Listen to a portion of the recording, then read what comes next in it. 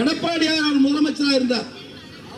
எடப்பாடியார் முதலமைச்சராக இருக்கும் போது இந்த கஞ்சா விற்கிறவன், அபின் விற்கிறவன், கள்ளசாரம் விற்கிறவன் எல்லாத்தையும் பிடிச்சி உள்ள போட்டார். அதே நேரத்தில் சட்டம் ஒழுங்கை பாதுகாப்பதோடு மட்டுமல்லாமல் இந்த நாட்டிற்கு தேவையான அனைத்து திட்டங்களையும் கொடுத்தார். எடப்பாடியார் இருக்கும் போது கொரோனா வந்துச்சு. அந்த கொரோனா வந்த போது கிட்டத்தட்ட 1.5 ஆண்டு காலம் எந்த தொழில் நடக்கல, அரசாங்கத்துக்கு வருமானம் வரல, அரசாங்கத்துக்கு வர வேண்டிய 90,000 கோடி வரல. வராத பட்சத்தில் கொரோனாவில் பாதிக்கப்பட்டவர்களுக்கும் கொரோனா வராமல் தடுப்பதற்காகவும் முன்னெச்சரிக்கை நடவடிக்கையாக 60,000 கோடி செலவு பண்றார். 60,000 கோடி செலவு பண்றார். அதோடு மட்டும் இல்ல, ஒவ்வொரு மாசமும் ரேஷன் கடையில் இலவசமாக பொருட்களை பெற்று செல்ல வேண்டும் என்று எடப்பாடியார் உத்தரவு போட்டு அனுப்புறார். பொங்கல் பண்டிகைக்கு 2,000 ரூபாய் கொடுக்கிறார். இத்தனையும் செய்யறார். இத்தனையும் செஞ்சு உங்க மாதிரி 3 லட்சம் கோடி கடன் வாங்கல, கட்டுக்கோப்பாவே அரசாங்கத்தை நடத்தி கொண்டு வரார். அதோட மட்டும் நிக்கல.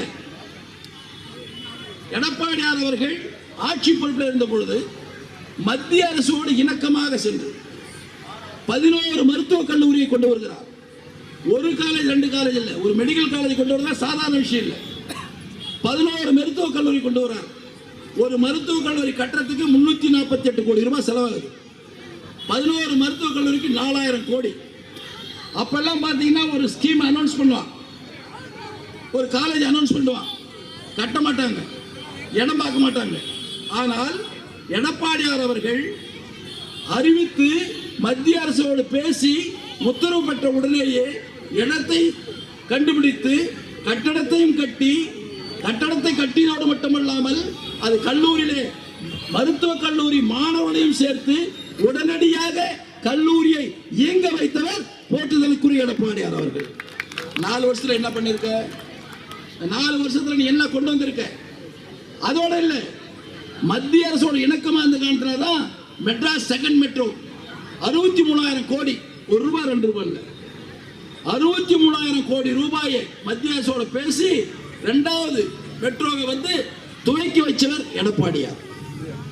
நீ பேசுற 5ஆம் தேதி நீ வேற கூட்டம் போட்டிருக்க, மத்திய அரசு நிதி ஒதுக்கல, மத்திய அரசு நிதி ஒதுக்காதனால நீங்க வாங்கன்றீங்க.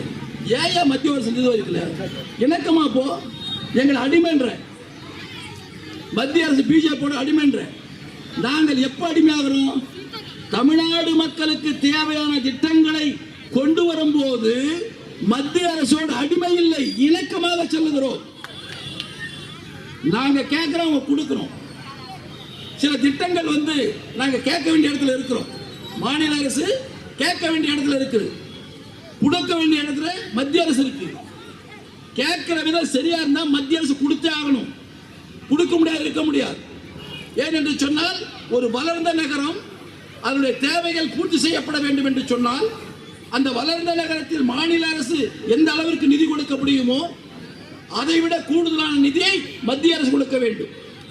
மெட்ரோ என்பது மத்திய அரசுடைய கீழ் வரக்கூடிய ஒரு திட்டம். மாநில அரசு ஒரு பங்கு உண்டு, அந்த பங்கை நாங்கள் கொடுத்து விட்டோம். மத்திய அரசு கொடுக்க வேண்டும் என்று கேட்கிறோம், கொடுக்கிறார்கள். அதற்கு நாங்கள் இணக்கமாக சென்றதால் வருகிறது. நாங்கள் அடிமை இல்லை. மாநிலத்தில் மக்களுக்கு தேவையான திட்டங்களை கொண்டு வருவதற்காக நாங்கள் அவர்களோடு இணக்கமாக செயல்பட்டு அதை கொண்டு வருகிறோம். அதை ஏன் நீங்கள் செய்யவில்லை? ஏன் செய்யக்கூடாது? பாராளுமன்றத்தில் கிட்டத்தட்ட 40க்கு 40 நாங்களே தானே சொல்லுகிறீங்க. இதற்காக ஒரு நாளாவது நீங்க போராடி இருக்கீங்களா? எங்க பார்லிமெண்ட் மெம்பர் இருந்தாங்க 2014 மேகதாட்டு அணை கட்டுறதுக்கு மத்திய அரசோட சுற்றுச்சூழல் அனுமதி கொடுத்துட்டான். அனுமதி கொடுத்தோன்னு நாங்க என்ன பண்ண, அம்மா உடனே சொன்னாங்க 2014 பாராளுமன்றம் 22 நாள் நடக்காத முடக்கணும். 1 நாள் 2 நாள் இல்லை, 22 நாள் பார்லிமெண்ட்டை நடத்த விடல. ஒரே ஒரு கட்சி, அதிமுக கட்சி, இந்தியாவில் இருக்கிற எந்த கட்சிகளோட கூட்டு சேரல. அது லோக்சபாவானாலும் சரி, ராஜ்யசபாவானாலும் சரி, 2 அவையிலுமே எங்களுடைய மாநிலத்திற்கு தேவையான உரிமைகளை பெற்று தருவதற்காக அன்று அந்த மத்திய அரசை எதிர்த்து போராடினோம். அப்ப அடிமை கிடையாது. எங்களுக்கு பாதுகாப்பு கொடுப்பதற்காக யாரையும் எதிர்ப்பதற்கு நாங்கள் தயார். எங்கள் தேவையை பூர்த்தி செய்வதற்காக யாரோடும் இணக்கமாக செல்வதற்கும் தயார். ரெண்டுத்துக்கும் நாங்கள் தான். ஏன் நீங்க செய்யல? ஏன் உங்களால செய்ய முடியல? ஏன் உங்களுக்கு செய்யறதுக்கு தகுதி இல்லை? செய்ய முடியாது.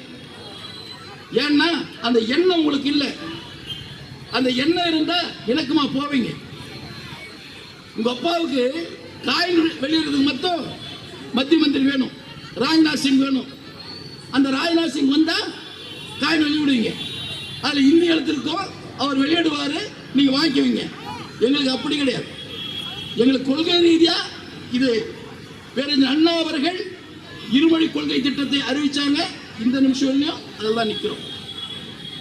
நாங்க அரசியலுக்கு கொண்டு வரல. திமுகவுக்கு நமக்கு எங்களுக்கு உள்ள வித்தியாசம் என்ன என்று சொன்னால், எதையாவது ஒன்று தங்களால் செயல்படுத்த முடியாத ஒரு நேரம் வருகின்ற பொழுது, மக்களிடத்திலே செல்வாக்கு குறைகின்ற நேரம் வருகின்ற பொழுது, மக்கள் தூக்கி எறிய வேண்டும் என்று சிந்திக்கின்ற நேரம் வருகின்ற பொழுது, திமுக எப்பவுமே எதையாவது ஒரு பிரச்சனை, புது பிரச்சனை கொண்டு வந்துடும்.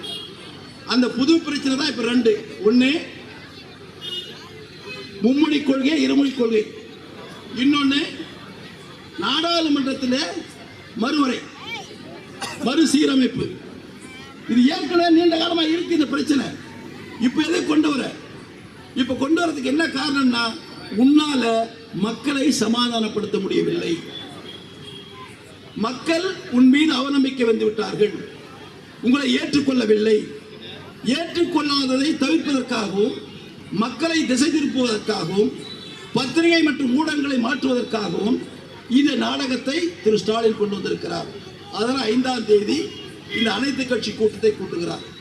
நாங்க போறோம். இன்னைக்கு காலையில் எங்களுடைய பொதுச் செயலாளர் சொல்லிட்டார், 2 பேரை அனுப்புறேன்.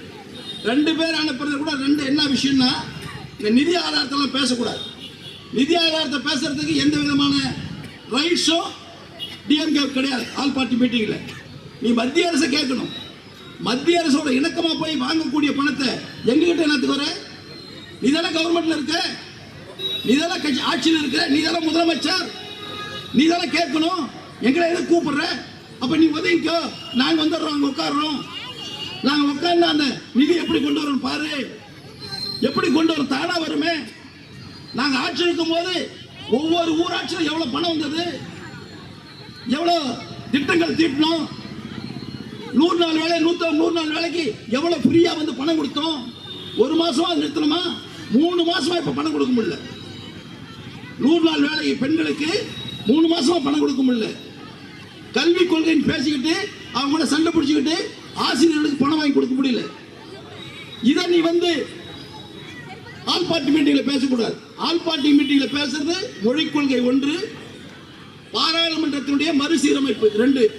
மறுசீரமைச்சா 8 தொகுதி நமக்கு போகுது. நாங்க சும்மா இருப்போமா? நாங்க சும்மா இருக்க மாட்டோம். அனைத்து கட்சி கூட்டத்தில் எங்களுடைய குரலை கொடுப்போம். அதை அடுத்து அரசு, மத்திய அரசு வந்தால் உங்களோட மாதிரி ஆல் பார்ட்டி போட மாட்டோம். களத்தில் நிற்போம். மத்திய அரசை எதிர்த்து போராடி களத்தில் நின்று வெற்றி பெறுவதற்கு எல்லா விதமான முயற்சியும் எங்களுடைய போற்றுதலுக்குரிய பொதுச் செயலாளர் எடப்பாடியார் நிற்பார்.